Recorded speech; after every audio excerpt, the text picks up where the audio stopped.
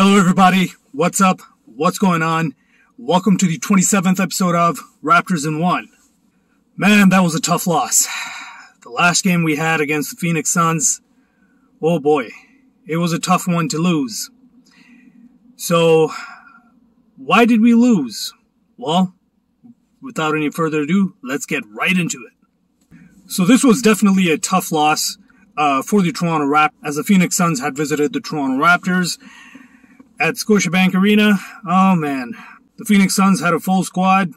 You know, they had their main players. They had Chris Paul, they had DeAndre Ayton, JaVale McGee was there as well. Of course, D-Book, you know.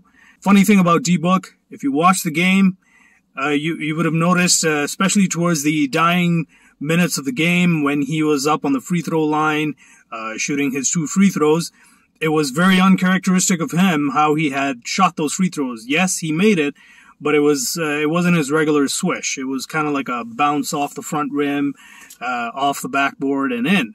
And that was because he happened to be distracted by the one lone Raptor mascot in a Scotiabank Arena that had no spectators. You know, it's kind of funny because the NBA players, especially Devin Booker, you know, being a veteran himself, he's so used to a whole crowd of like tens thousands and more, you know, distracting him with like big noodles or hands and whatnot, or just screaming and yelling, and he calmly knocks them down. But when you have one lone Raptor mascot distracting, jumping up and down, he gets distracted, and he actually took it out on D-Book. If you haven't watched the game, you could YouTube it, or you could even go on Twitter and check it out. This clip is there. Like, it went so viral that a lot of people were talking about this.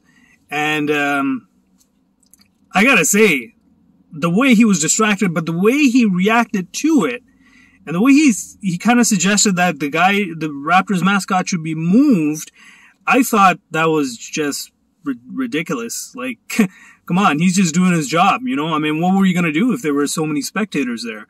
But no, you had to pick on that one mascot. If I'm Masai Ujiri, man, I'm signing that Raptors mascot to a 10-day contract if we play the Phoenix Suns again. Oh yeah. You know, and he's gonna play on court with his mascot uniform on. That's right. And there you go. That's our game plan. You want to defend Devin Booker? Just put the mascot on him, and he's going to miss it all day. And then the rest of our Raptors players can take care of the rest of the squad. And that's it. Anyway, I digress. Let's get to the game. So it was a tough loss because, again, we didn't have 2 of our key players. We definitely missed the presence of Scotty Barnes. And definitely Gary Trent Jr. as well. Their production, their feel for the game, their IQ, we definitely missed it. Having said that, most of the heavy lifting was done by our 3-headed Hydra, our 3 veterans, which is OG Anunoby, Pascal Siakam, and Freddie Vanvleet. So let's quickly look at the stats and see how these 3 did. So OG, he played 39 minutes. He scored 25 points on 3 for 6 free throw percentage. Then we got Pascal Siakam, Mr. Spicy P himself. If you haven't voted for your All-Stars, you better vote for Pascal as well. Now, I know he won't necessarily make the starters, but he definitely better make the bench. Anyway, back on to the stats here. Mr. Siakam, he scored 22 points, 7 assists, 7 boards. That's an amazing stats line. Of course, he also played 39 minutes. He also had 3 steals, but again, note the free throw percentage, 2 for 4. Moving on to Fred VanVleet, the floor general. Let's see how he did. 43 minutes. Wow. So he basically just got a 5-minute breather throughout the game. Oh my. So 43 minutes of action. He scored 21 points, 5 assists, and 2 boards with 2 steals. Free throw percentage, 3 for 5. See the pattern there, guys? Now, before we get into the whole free throw discussion, let's see how Chris Boucher did in this game.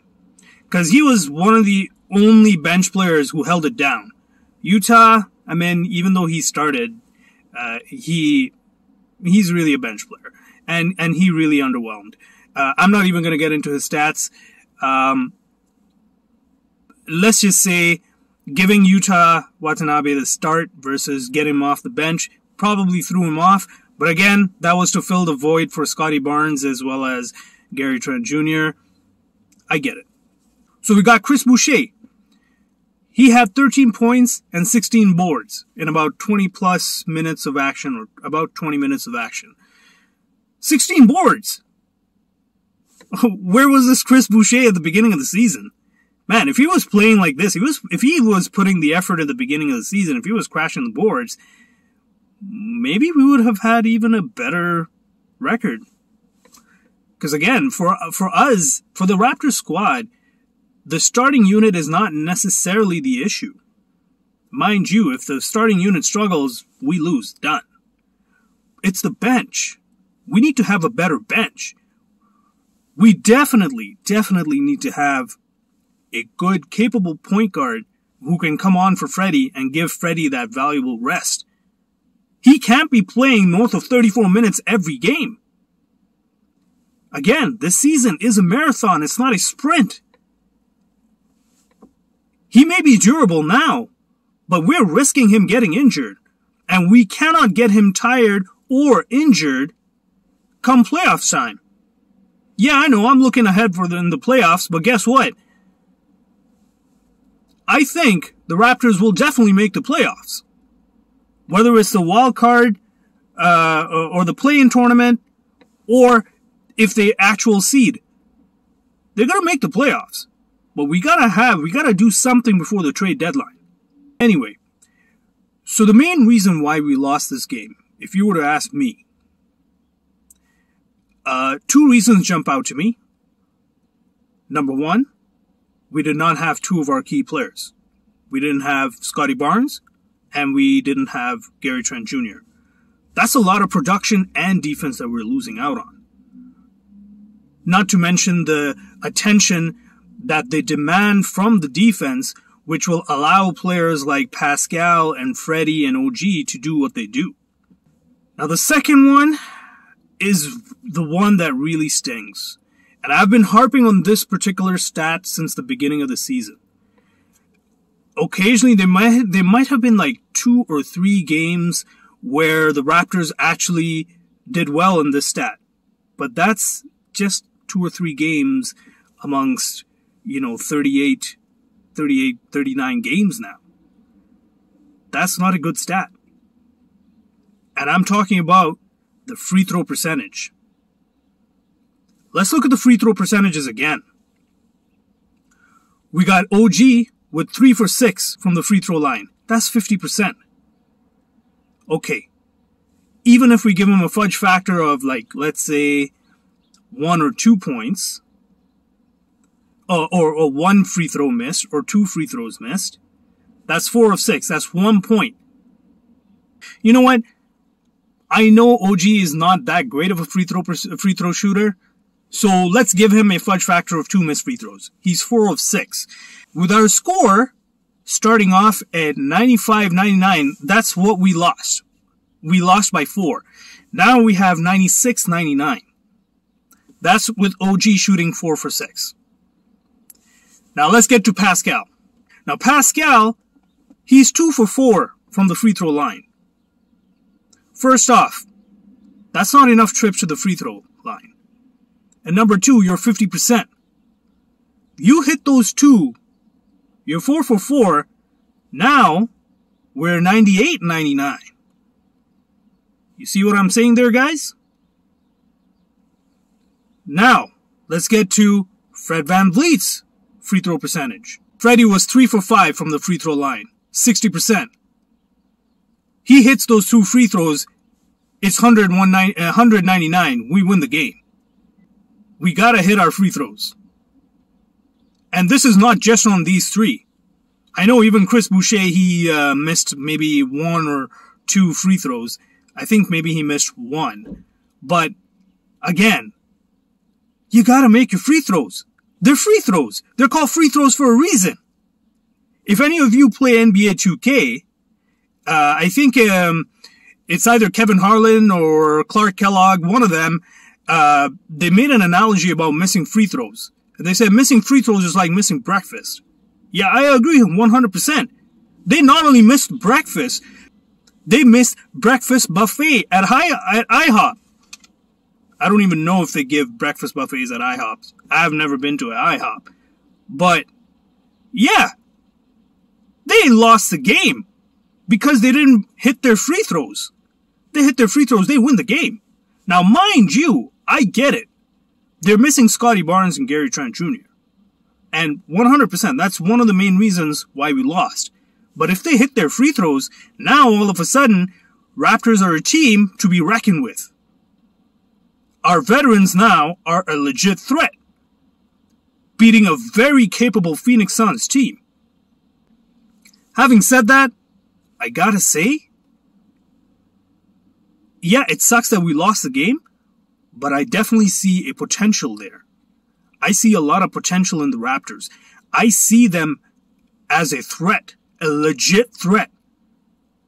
That only makes me wonder if we have our full squad together, and if we make, I want to say 2 moves at the trade deadline. I'm going to cover those 2 moves at the trade deadline in another video. But if we make those moves, and if we have our full healthy squad, yeah, I would say a second round in the playoffs. Maybe a second round exit. Maybe. Anyway, it was a tough loss. That's okay. We got the Detroit Pistons on Friday, and we've got a 5-game away stretch here. We gotta handle business away. Now against the Detroit Pistons, this could be a trap game. Yes, they have one of the worst records in the league, but we gotta take care of business. And you know, Dwayne Casey has Nick Nurse figured out or something.